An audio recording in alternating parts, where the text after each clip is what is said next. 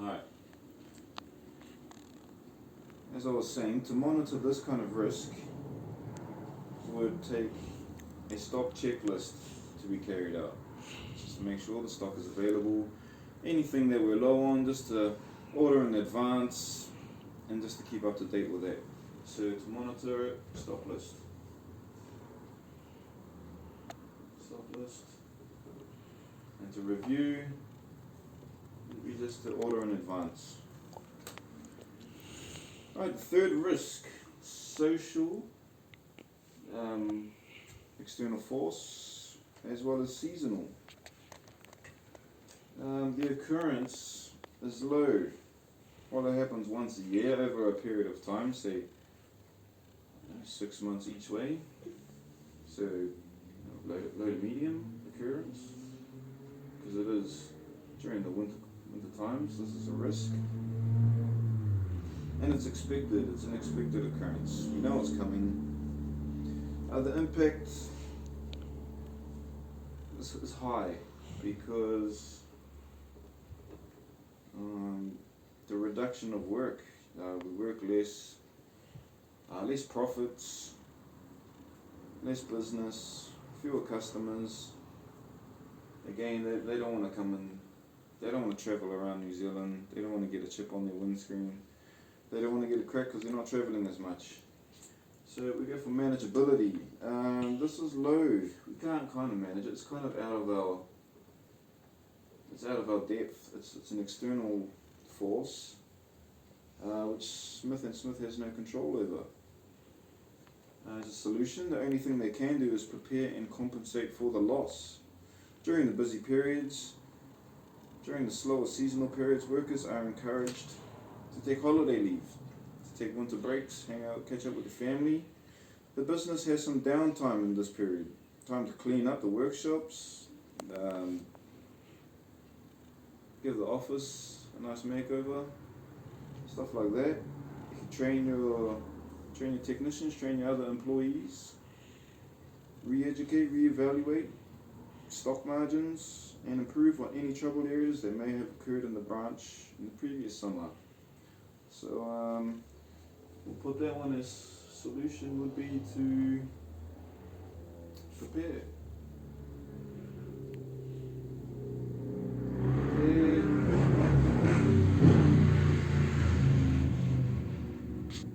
Preparing for summer, really. To monitor, the only aspect to monitor would be the profit margins, and to make sure that the loss of profit is compensated during the busy seasons, and hope that the cold weather doesn't extend for too long. Alright, so monitor, we just compensate in the summertime, make up for it. Compensate. Make up for it, try our best. Keep it straight, Beans. You're doing good.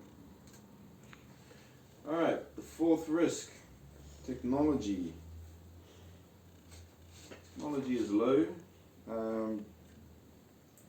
Faults or failing to update is a reoccurrence.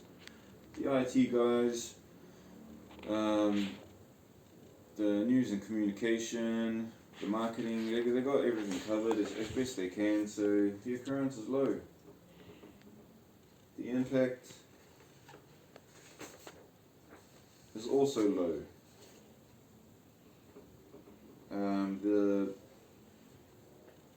The percentage of newer model cars coming into the branch are very low.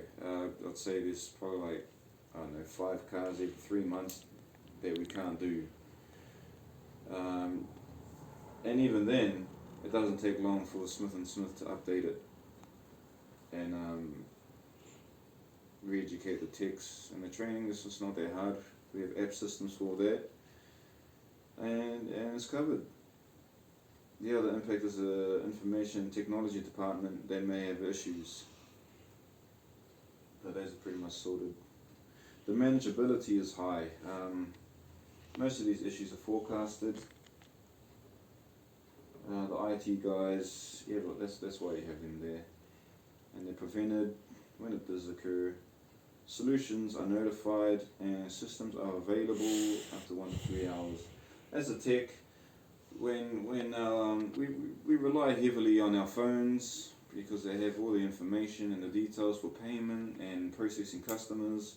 So anytime it does happen, it doesn't take long. We're not out for long. It only takes about 1 to 2 hours, and it's back up and running, business as usual.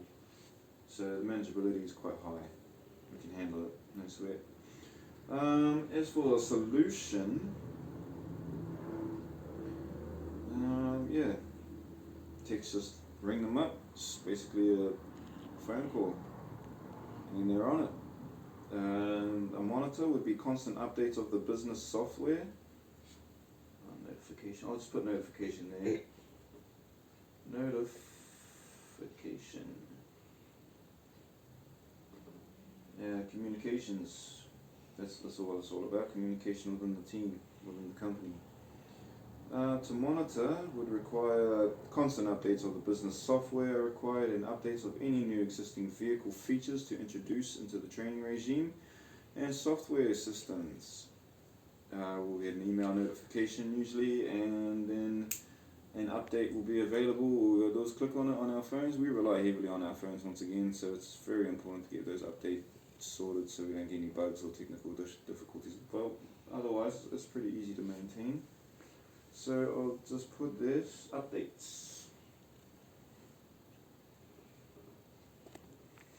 Alright, that's the 4 risks.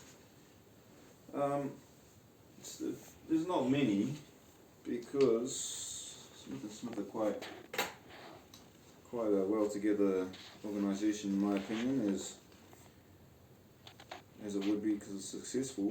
Understanding the internal and external forces that impact Smith & Smith is key to create a risk management plan. So without doing without understanding the internal and external forces, I wouldn't have been able to come up with such a lucrative risk analysis management plan. Although the risks have been adequately taken care of and are considered low impact, these risks I have described are noticeable from my experiences working there, and could pose a threat if not managed. The other risks available in the internal and external findings are not of subsequent risk due to the awareness of its organisation. This is evident in its success, and that the risks made are available, are generally manageable, and can be changed with time and experience of its employees. So that is my presentation. I hope you enjoyed. Thank you very much.